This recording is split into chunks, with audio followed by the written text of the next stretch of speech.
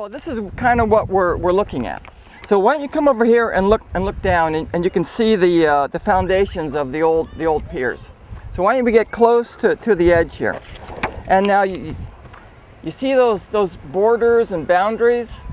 That was this. Cement. That were these old swimming pools. So right below us used to have this, and those old cement things are the old pools. Big. Yeah, neat, huh? Big. So what actually happened is that about 1890s, a bunch of Japanese came into the area to work farming and to do fishing and all that. About 1903, they started getting abalone from this coast, and they put up a little cannery. And they did that for about, and you can pass this around. And they did that for about 10 years to about 1913. And then about 1913, supposedly most of the abalone started getting fished out. And once it got fished out, they started doing more farming and all that. Yeah, just keep passing this around, but look down so you can see what we're actually looking at, because that was it. Again, in the teens, these two fishermen, the Takami brothers, found a hot spring right below us, and so they built those pools around the hot spring, and it was called Takami Hot Springs or White Point Hot Springs. And so you had these really nice little pools, a bunch of 5 little pools right below us, a large swimming pool, a big resort, little cabins. I mean, really neat place. Was it just for Japanese or what? Yeah, that was just for Japanese at the Takami Resort. They'd come downtown from LA at the trolley car. They would go down to where San Pedro is, Sunken City. Then they take a shuttle here, and everybody has signed in, right? Because the sign-in sheet is over there. Then in the teens, they were doing pretty well. They built the resorts about 1917. It went pretty well for about 10 years to about 25 to 27. What actually happened then is that Ramon Sepulveda built his resort as well. And if everybody has seen this, then I'll just take it. Ramon Sepulveda built his in the 20s, and that's Royal Palms, and that's what we'll be going down to first. He put down terrazzo floors and big fireplaces and all that. And the flat area right above it, Paseo del Mar, was the golf course. He had an 18-hole golf course up there. So everything's going well to about 27, and then the big storm hit. And that's still okay. They didn't screw things up too much. 29, we began the Depression. 30, we're getting into the Depression. This is not good. But in 1933, something happened to the hot springs that couldn't be fixed. So what happened in Long Beach in 1933? Earthquake. Okay, and we did have. We had a large earthquake, and that shut off and altered the hot water vents. So, pardon me? It just altered them, and it restricted them. So what happens is when you were having hot water in like 3 and 4 feet of water, you could dam it up and make hot pools and all that. But now it's altered to maybe being out in 20 feet of water or 30 feet of water. It's useless. So, and then they hung on. 33, we're getting into 34, 35, a depression. About 1940, Ramon Sepulveda, which is the guy who owned all this, died, and his house is right across from us. If you see those palm trees, and that was his home there. That was Sepulveda's home. And he died in 1940 when his property was in probate. The war broke out, and then eminent domain, the government took this property for coastal defense. The Japanese were put in internment camps, and then I've heard that the Navy used these existing buildings as target practice. So here we are. That's it. You said they had prisoners? Well, I've heard about prisoners, but I thought they were Italian prisoners. I'm not sure that they were Japanese. I don't think so. And I heard they were more in San Pedro, but that's not this walk, and I'm guessing. But okay, what we're standing behind is in front of is what's called an anticline, and an anticline is when we had this uplift in Palos Verdes starting about 2 million years ago, and there's a PVCB fault, and as it moved, it uplifted. Hey, Conan, it uplifted the the peninsula, it actually bent the peninsula a little bit, and it actually pushed it up like this. So an anticline is like that. It's kind of a rounded up shape. This is called a recumbent anticline because it pushed up and then it turned sideways. So it's called a recumbent anticline. It's not the best one on the peninsula, but it's a pretty good one, and it's the easiest one to get to. So because of that, it's probably filmed most and people talk about it most. What it's like is that if you have a bedspread over a bed, and then the sides of the bedspread hit the floor and kind of ripple, that's what these are. These are the ripples at the bottom. And so you have a series of sedimentary layers, and it's pretty neat. Especially knowing that at one time it was completely flat. Everything was flat until it got diastrophic pressures. Why don't we all walk in here a little ways, and then we'll look at the waterfall and we'll see what plants there are. So don't get hurt. Why don't we walk in here? They want the dogs on my Fuck.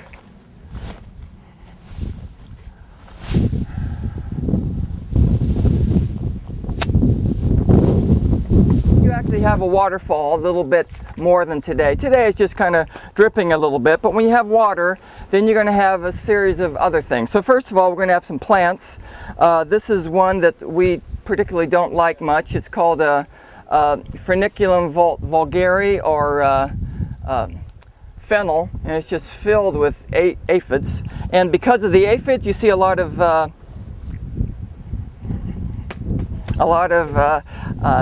ladybugs, which are actually beetles. They're not bugs. This is a native plant. It's called cyperus, and sometimes it's called nutgrass. These are the nuts on the nutgrass. The Native Americans would eat the nuts. They'd grind them, and there's tubers on the root, and they could eat the tubers as well. And tuber is like a potato, kind of. That's a tuber. So we have Furniculum vulgare. We have some nasturtium up there. That's a non-native. More, we have some of that. We have castor bean. That's a pretty bad plant. Probably the most poisonous plant on the peninsula, but there are others that are poisonous, but that's probably just about the poisonous the most. It's called Ricinus communis, is what they make ricin poisoning out of.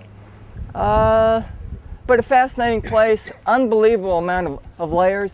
There's actually about 1,000 feet of sedimentary rock where we're standing. I mean, 1,000 feet of this stuff. And as you go out further, it gets thicker. So 1,000 feet, if you want to know how high that is, the Empire State Building and the Eiffel Tower are both around 1,000. One's a little bit less, one's a little bit more. So, 1,000 feet thick. Okay, what we're looking at is a series of seabirds. Mainly they're cormorants, and the interesting thing about those birds is that when they dive in the water, they don't have a lot of oil in their feathers, so they can dive deeply and get fish and come back up. But when they come back up, they have to hold their wings out to dry them out. Now and then you're going to see one with its wings being held out, and what they're doing is they're drying out their wings because they don't have oil like the ducks have. Is that similar to the ones they use in Asia where they put a ring? Similar, but there's one kind of flapping its wings. What they're trying to do, and he's holding them out now. He's holding them out. He's trying to dry them out, and they are a similar bird. Are they dark? Yeah, they are. They're very, very dark. So what we're looking at is some more sedimentary rocks, and the part that's jetting out are simply harder than the part that eroded away. And a lot of times the sedimentary rock will be infused with silicon dioxide, and that makes the rock harder. And so it's harder and it sticks out, so when it gets eroded away, those erode away less. And that's kind of what we're looking at. And up above us there, where the houses are, that's where the golf course was. And there was like a stairway coming down here. That white house right up there with the palm trees, that was the gatehouse there with the kind of the sharp roof. It has like a little kind of weather vane of a whale or something. that was an older home. And this is actually what they call Royal Palms. And Royal Palms is in about 1920s. You have Sepulveda built his own resort. We'll see some terrazzo floors. There's a big fireplace right there. They had dances here and all kind of stuff. But as you can see, they're really exposed to the ocean. Both of these resorts are really close to the ocean, so any kind of storms is going to impact these places. But kind of neat. He also planted the palm trees. Terrazzo is actually marble. That's what this is. Terrazzo is actually broken marble. Then it's spread with cement and then ground down flat. Like if you've got a grinder down here, you can bring this back up to a shine. It's kind of amazing, but this could actually shine still. And they have had some repair work around here, but this is the terrazzo floor. That's incredible. Yeah, it is. It's incredible that it lasts, isn't it? Yeah. This is kind of where they needed repair work. So this is another one of the fireplaces, as you can see. This has been redone. This cement stuff, we're looking at the stamped cement. This has been redone, but there's several areas that still have the terrazzo floors, and this was probably too damaged to actually fix. But this is one of the original fireplaces, and it's kind of neat. They wouldn't allow open fires like this anymore, would they? The houses up on top would catch on fire, but so this, they probably do. I mean, I see people down here picnicking and just, I don't know if they have fires though. I'm not so sure that is legal. I don't know. I'm not even so sure that they would allow fires, but I see people down here all the time.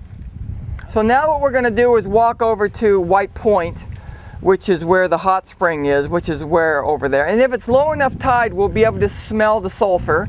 And it has to be fairly low tide. And we will see some hydrothermal discoloration of the rock from the sulfur. And there's some things to see. And we might find some fossils. I like fossils, so I'm always looking for fossils. So let's walk over there and check it out and see what's there. Okay, when you see rocks like this with a different color on the inside than on the outside, what that's called is just weathering. This was the original color of the rock, and as it weathered, because they weather very slowly, it starts from the outside and goes in. So in a few more millions of years, it'll all be this color. But it's very common to see this look, and people always wonder, why is that going on? It's just weathering.